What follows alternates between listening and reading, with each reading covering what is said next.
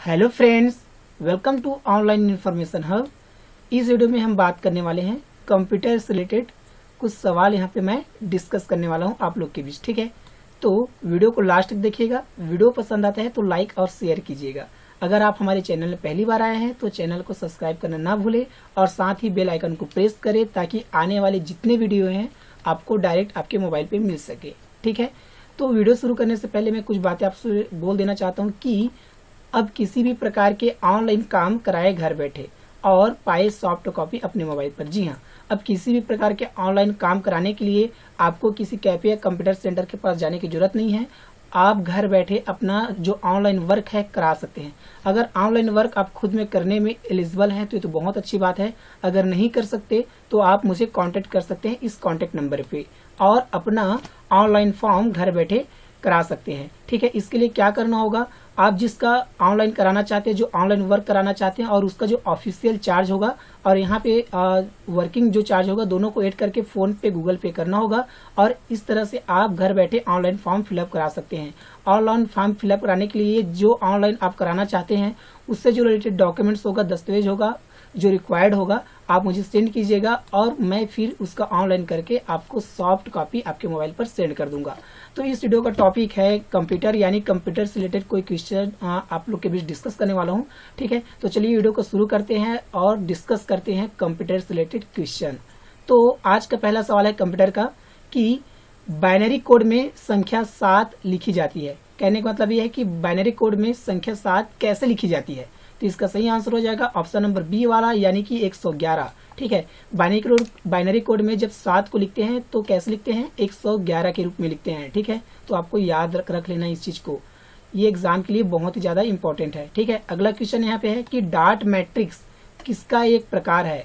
यानी कि dot matrix जो होता है किसका एक प्रकार है। ये बहुत बड़ा सवाल होता है कंप्यूटर में, जो एग्जाम के लिए बहुत ही ज्यादा इंपॉर्टेंट होता है। ठीक है, तो इसका सही आंसर हो जाएगा ऑप्शन नंबर सी वाला, यानी कि प्रिंटर। प्रिंटर जो होता है बहुत सारे प्रकार के होते हैं, मार्केट में बहुत सारे प्रकार के मिलते हैं। ठीक है, कलर प्रिंटर होता है, ब्लैक एंड व्हाइट प्रिंटर होता है।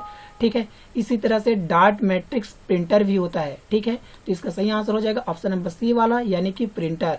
प्रिंटर ही डॉट मैट्रिक्स का एक प्रकार है। ओके, अगला क्वेश्चन यहाँ पे है कि निम्नलिखित में से उस यंत्र का नाम बताए जो कंप्यूटर को टेलीफोन लाइन से जोड़ता है। ठीक है, तो 4 ऑप्शन आपको दिए, इनमें से बताना है कि वह यंत्र कौन सा है जो कंप्यूटर को टेलीफोन से जोड़ता है। तो इसका सही आंसर हो जाएगा ऑप्शन नंबर डी वाला, यानी कि मॉडेम। मॉडेम जो होता है कंप्यूटर को टेलीफोन लाइन से जोड़ता है। ठीक है, तो इसको याद रख लेना है, आने वाले जितने भी कंपटीशन एग्जाम है उसके लिए बहुत ज्यादा इंपॉर्टेंट है। अगर आप कंप्यूटर से रिलेटेड कोई कोर्स कर रहे हैं तो भी इम्पोर्टेंट है, अगर कंप्यूटर नहीं भी चलाते और यूज भी नहीं करते तो भी नॉलेज के लिए बहुत ज्यादा इंपॉर्टेंट है। ओके, यानी नॉलेज तो नॉलेज होता है। ठीक है, मायने नहीं रखता कि आप क्या करते हैं, ये सबके लिए इंपॉर्टेंट होता है नॉलेज। तो नॉलेज गेन करिए, ठीक है, और नॉलेजमेंट पर्सन बनिए। तो इसका सही आंसर क्या हो जाएगा, ऑप्शन नंबर डी वाला, यानी कि मॉडेम। ओके, अगला क्वेश्चन यहाँ पे है कि कंप्यूटर में विंडो एक प्रकार है। ठीक है, तो कंप्यूटर में विंडो क्या है, तो इसका सही आंसर हो जाएगा ऑप्शन नंबर बी वाला, यानी कि सॉफ्टवेयर का। ठीक है, कंप्यूटर में विंडो जो है सॉफ्टवेयर का प्रकार है। किसका प्रकार है, सॉफ्टवेयर का। सॉफ्टवेयर मींस एप्लीकेशन, बहुत सारे सॉफ्टवेयर होते हैं जिनमें विंडो भी एक सॉफ्टवेयर का प्रकार है। तो आपको याद रख लेना है, ये एग्जाम में से बहुत ही ज्यादा इंपॉर्टेंट होगा आपके लिए। ओके, तो अगला क्वेश्चन यहाँ पे है कंप्यूटर वायरस केवल एक प्रकार का सॉफ्टवेयर है जो मुख्यतः नष्ट करते हैं। ठीक है, तो इसका सही आंसर क्या हो जाएगा, ऑप्शन नंबर सी वाला, प्रोग्रामों का। ठीक है, तो कंप्यूटर वायरस किसका मतलब क्या है, ये सॉफ्टवेयर है, प्रोग्रामों का सॉफ्टवेयर है जो मुख्यतः क्या करते हैं, नष्ट करते हैं। ठीक है, तो आपको याद रखना है कि वायरस जो होता है ये भी एक क्या है, एक प्रकार से सॉफ्टवेयर होता है। ठीक है, program means software means application. ठीक है, तो ये भी जो प्रोग्रामों का सेट होता है, वायरस जो क्या काम करता है, नष्ट करने का काम करता है, डेटा होता है उसको डिस्ट्रॉय करने का काम करता है। तो एग्जाम के लिए बहुत ही ज्यादा इंपॉर्टेंट होगा इस तरह से सवाल। ठीक है, तो याद रख लीजिएगा। अगला क्वेश्चन यहाँ पे कि निम्नलिखित में कौन सी सूचना प्रौद्योगिकी नहीं है। तो इसका सही आंसर क्या हो जाएगा, ऑप्शन नंबर सी वाला, यानी कि प्रकाश भंडारण। प्रकाश का भंडारण सूचना प्रौद्योगिकी नहीं है। ठीक है, सूचना प्रौद्योगिकी में हम प्रकाश का भंडारण नहीं करते। ठीक है, साइबर स्पेस ये भी प्रौद्योगिकी का एक भाग है, मॉडेम भी प्रौद्योगिकी का एक भाग है, अपलोड करना भी प्रौद्योगिकी का एक भाग है। ठीक है, सूचना प्रौद्योगिकी का लेकिन प्रकाश भंडारण जो है सूचना प्रौद्योगिकी का भाग नहीं है। तो इसका सही आंसर क्या हो जाएगा? प्रकाश भंडारण। ओके, अगला क्वेश्चन है, विश्व का सबसे तेज कंप्यूटर क्या है? क्या है सबसे तेज कंप्यूटर विश्व का? यह एक बहुत बड़ा सवाल होता है हर किसी के मन में। तो इसका आंसर क्या होगा? ऑप्शन नंबर डी वाला T3A। क्या? T3A यही जो है विश्व में सबसे तेज कंप्यूटर है। ठीक है, तो आपको याद रख लेना है T3A इस कंप्यूटर का नाम। ओके, अगला क्वेश्चन क्या है यहाँ पे? अनुपम क्या है? क्या है अनुपम? ठीक है, अनुपम किसी का भी नाम हो सकता है, लेकिन कंप्यूटर के क्षेत्र में अनुपम क्या है? तो इसका सही आंसर क्या हो जाएगा? ऑप्शन नंबर बी वाला, यानी कि एक सुपर कंप्यूटर। क्या है? एक सुपर कंप्यूटर है अनुपम। ओके, तो आपको ध्यान में रखना है।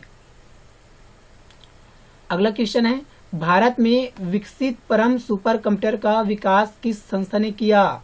ठीक है, क्या सवाल है यहाँ पे? भारत में विकसित परम सुपर कंप्यूटर का विकास किस संस्था ने किया? तो इसका सही आंसर क्या हो जाएगा? ऑप्शन नंबर बी वाला, यानी कि सीडैक। सीडैक ने भारत में विकसित परम सुपर कंप्यूटर का विकास किया। ठीक है, इस जो संस्था है सीडैक क्या है? एक संस्था है। ओके, तो याद रख लेना। और इन्होंने क्या किया? भारत में परम सुपर कंप्यूटर का विकास किया। तो आपको याद रखना है, एग्जाम के लिए बहुत ज्यादा इंपॉर्टेंट है। अगर आप किसी कंपटीशन एग्जाम की प्रिपेयर कर रहे हैं तो आपके लिए बहुत ही ज्यादा इंपॉर्टेंट है। ओके, अगला और लास्ट सवाल है, कंप्यूटर